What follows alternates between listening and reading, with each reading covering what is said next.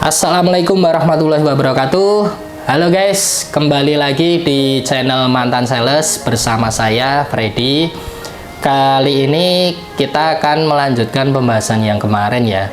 Jadi setelah mendapat penawaran yang tidak sesuai dengan kesepakatan gaji, sudah sewa ruko, mau balik ke perusahaan lama gengsi gitu. Jadi saya memberanikan diri untuk memulai usaha gitu. Nah, modalnya dari mana? Jadi modalnya itu dari kenang-kenangan pada waktu saya itu hobi jual beli ake gitu. Jadi sebelum tahun 2014 itu saya suka beli ake guys. Bahkan sampai sering dimarahin istri karena setiap dapat uang ya dibeliin ake, setiap dapat uang dibeliin ake, sampai ngumpul itu tiga apa ya itu ya namanya ya, tiga kotak yang isi 10 sama 5 itu.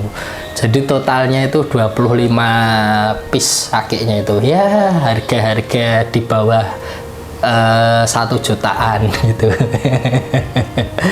Jadi pada waktu itu 2014 ya akhir itu, alhamdulillah dari hobi saya yang satu itu saya bisa beli gubuk kecil di daerah Mbaki, dan akhirnya saya putuskan untuk menjual kenang-kenangan dari hobi ake tersebut untuk memulai usaha dagang ya guys ya. Jadi ya setelah saya tawarkan itu, alhamdulillahnya itu sebelum 1 bulan itu gubuknya sudah laku, dan yang jual setelah kita ke notaris itu ngasih uang 90% dari kesepakatan harga, dan yang 10% nya lagi nanti dibayarkan setelah balik namanya sudah selesai gitu. Nah, setelah dapat uang saya kembali cari tempat, karena memang rumah saya yang dulu itu tidak ada tempat, sempit, buat naruh motor aja susah, serius, itu pinggir kali gitu. Jadi kalau buat terima barang mungkin kayak enggak bisa di situ. Nah, akhirnya cari tempat yang notabene di Semarang kota. Itu tempat luar biasa mahalnya. Untuk ruko-ruko yang di pinggir jalan besar itu ya pernah tanya harga itu sekitar 40 sampai 60 gitu. Jadi wah, ini mental karyawannya udah enggak berani. Kalau yang agak dalam sekitar 15 jutaan gitu. Nah, tapi karena ini nanti fungsinya untuk menerima barang, akses mobilnya harus ada dan harus dekat dengan pasar ya intinya ya. Mau kemana-mana itu biar deket. Nah, akhirnya saya dapat tempat itu di Pati Unus guys gitu. Nah, itu luasnya 11 kali 10 meter gitu. Jadi cuma setengah harga dari kita kalau sewa ruko di pinggir jalan itu tadi. Nah gitu. Nah, setelah dapat tempat saya mulai order barang, dan barang yang pertama saya jual itu cuma 1 item aja. Jadi cuma jualan ragi. Saya ambil ragi dari Surabaya. Akhirnya setelah saya transfer 3 hari barangnya datang, dan waktu memulai usaha itu saya kelilingan itu yuk pakai motor, pakai NMAX. Jadi barangnya itu tak taruh di belakang jok, terus ada boxnya, itu boxnya juga isi ragi, di belakang itu dikasih rafia, ditali sama rafia kayak gitu. Dan 1 hari itu bisa bolak-balik ke gudang itu ya minimal yaitu 2 kali bolak-baliknya, sampai 3 kali juga pernah. Dan sering sewa mobil jasa angkut itu, karena luar kota kuantitinya banyak, jadi tidak bisa diangkut pakai motor. Setelah itu sebelum 2 minggu itu barang habis, lalu order lagi. Nah, setelah order saya datang ke outlet yang sama, itu ditanya sama pelanggan saya gitu, Mas, ini sampean selain jualan ragi jual apa lagi? Wah, lah ibu butuhnya apa gitu. Wah, ini saya butuh margarin. Ya ada Bu, margarin saya punya. Padahal sebenarnya itu tidak punya barang sama sekali. Cuma saya tahu tempat ambilnya itu di mana gitu. Oke Bu, sampean cari margarin apa? Ini Mas. Oke, besok ya tak kirim. Oke, ambil berapa Bu? 2 gitu. Ya, oke. Nanti harganya saya info ya Bu ya, nanti sore gitu. Nah, akhirnya karena ini nambah item produk, saya itu tidak berani ambil banyak. Cuma ambil 10 karton pada waktu itu. Nah, karena pengambilan kuantitinya tidak banyak, setelah saya transaksi sama si ibu ini tadi, yang 8 kartonnya itu susah banget keluarnya. Ternyata dari distributornya sendiri itu juga jual barang dikasih tempo ke outlet, dan itu harganya itu harga modal saya gitu. Jadi baratnya 250.000 itu modal saya. Lah ini distributornya jual ke outlet itu dikasih tempo juga 250.000 gitu.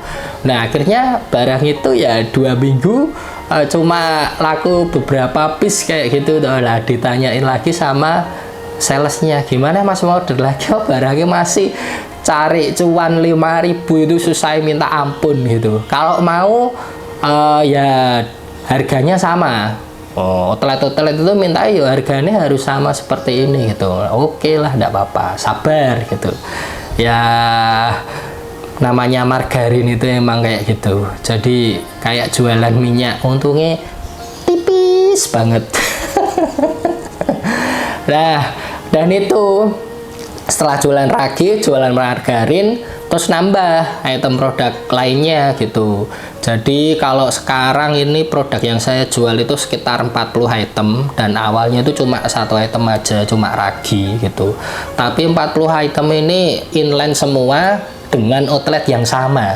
Jadi bisa masuk ke 1 outlet yang sama, bahkan bisa pengembangan outlet gitu. TBK, toko bahan kue, bisa masuk ke frozen, bisa masuk ke pasar, bisa masuk ke home industry, bisa masuk ke martabak kayak gitu. Jadi dari penambahan produk itu tadi, itu tipe outletnya juga bertambah gitu. Nah cuma kejadian yang margarin ini pada waktu tahun pertama saya itu sering kejadian ambil barang modal sekian, ternyata harga jualnya dari pihak distributornya juga segitu gitu. Nah mungkin karena kuantitinya sedikit ya. Jadi dulu itu awalnya memang berat sekali, kita memulai usaha itu berat. Karena untuk membangun sistem biar kita jalan sehari bisa dapat cuan itu susah. Kadang itu sayang, namanya jualan itu ya yang penting barangnya ini diserap dulu lah, masalah untung atau rugi pikir carry gitu. Karena juga ada beberapa momen itu saya kirim itu mungkin minus gitu, karena ya yang order baru beberapa outlet, yang lainnya belum order, harus dikirim sesuai hari yang sudah saya info. Ya itulah akhirnya ya kerja bakti gitu di tahun-tahun pertama, kerja bakti. Tapi mungkin seneng ya, karena yang namanya orang jualan itu kalau produk kita dibeli orang itu sebenarnya seneng gitu, walaupun cuannya mepet itu tadi. Nah setelah pengembangan produk, karena armadanya cuma roda 2, jadi akhirnya setelah beberapa bulan, kayak 2 bulan atau 2,5 bulan gitu ya, beli gerobak guys buat ngirim barang biar lebih enak, nggak kehujanan kayak gitu. Jadi buat teman-teman yang sedang nonton video ini, yang saat ini Anda masih kerja ikut perusahaan atau ikut perorangan gitu, gunakan semaksimal mungkin fasilitas yang ada. Karena saya yakin jika nanti mentalnya sudah siap, tidak menutup kemungkinan teman-teman juga akan berani memulai usaha. Jadi pada waktu kita menjadi sales, jangan sampai kita punya mindset itu kita itu nyugih ke perusahaan.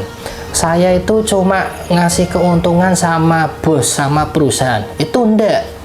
Itu sebenarnya kita sedang sekolah. kita diberi fasilitas, kita diberi support, dan kita dibayar di situ. Jadi maksimalkan, karena untuk memulai usaha modal itu tidak cuma materi atau uang. Sampean punya supplier dengan harga yang bagus bisa masuk ke semua outlet, itu juga modal. Sampean punya penguasaan area, punya goodwill yang bagus dengan outlet-outlet, itu juga modal. Nah, jadi apa itu tidak sebatas uang, karena relasi supplier, pelanggan, penguasaan area, pengalaman, komunikasi skill itu nanti semuanya akan kita gunakan sendiri gitu. Nah, jadi buat teman-teman yang masih ikut perusahaan, tenang no pikirmu. Setiap keringat yang keluar dari badan kita itu nanti hasilnya akan kembali ke diri kita juga gitu. Jadi pada waktu saat ini saya menjalani usaha, sama saya ikut perusahaan yang kemarin, itu job desk-nya itu hampir sama. Karena apa? Yang saya lakukan di perusahaan yang kemarin, itu juga yang saya lakukan sekarang itu, yang ngirim barang, yang nawari, kayak gitu. Bedanya, dulu saya nggak ngatur keuangan. Nah, sekarang saya belajar manajemen keuangan, kayak gitu. Oke guys, nanti kita sambung. Ambil positifnya, buang negatifnya, jadikan pembelajaran dan motivasi. Sekian dan terima gaji.